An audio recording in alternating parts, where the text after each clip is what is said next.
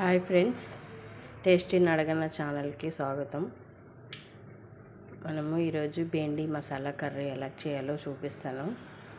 ముందుగా కొద్దిగా ప్యానంలో నూనె వేసుకొని కొద్దిగా పసుపు వేసుకొని బెండకాయలు వేసుకోవాలి ఫ్రెండ్స్.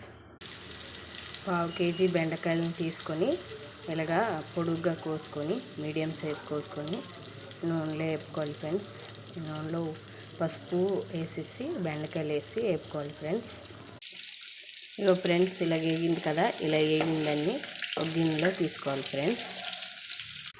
ఇదిగోండి, ఇందులోనే జీలకర్ర, ఆవాలు, మీడియం సైజ్ 3 ఉల్లిపాయలు, 3 పచ్చిమిర్చి వేసి ఇదే నూనెలో వేసి వేపుకోవాలి ఫ్రెండ్స్. ఇందులోనే కొద్దిగా ఉప్పు వేసుకోవాలి. ఇప్పుడే తగినంత ఉప్పు వేసుకుంటే సరిపోద్ది.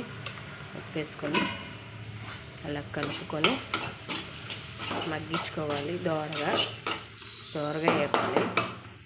దోరగా వేగిన తర్వాత ఇదిగోండి, ఉల్లిపాయ రెడ్గా వేగింది కదా, ఇప్పుడు ఇందులోనే 1 టీ స్పూన్ అల్లం వెల్లుల్లి పేస్ట్, కొద్దిగా కరివేపాకు వేసి పచ్చివాసన పోయే వరకు వేపుకోవాలి.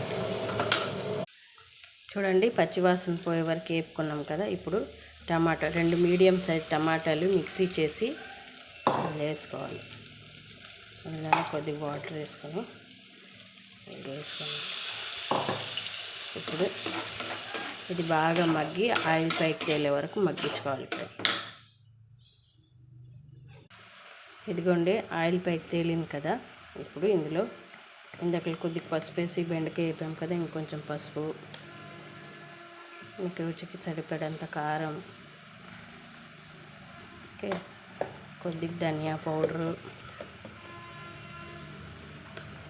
కొద్దిగా గరం మసాలా, ఇవన్నీ వేసి పచ్చివాసన పోయే వరకు వేపుకోవాలి. ఇదిగోండి, పచ్చివాసన పోయే వరకు వేపుకున్నాం కదా. ఇప్పుడు వేపుకున్న బెండకాయలు ఇందులో వేసుకోవాలి. కొద్దిగా వేగిన తర్వాత ఇదిగోండి, ఇలా వేగింది కదా. ఇప్పుడు ఇందులో వాటర్ వేసుకోవాలి. వాటర్ వేసుకొని ఒకసారి కలిపేసి మూత పెట్టి మీడియం ఫ్లేమ్లో ఉడికించుకోవాలి. ఇదిగోండి, కర్రీ రెడీ. లాస్ట్లో కొద్ది కొత్తిమీర వేసుకుంటే కర్రీ రెడీ. కర్రీ నచ్చితే లైక్ చేయండి, సబ్స్క్రైబ్ చేసుకోండి.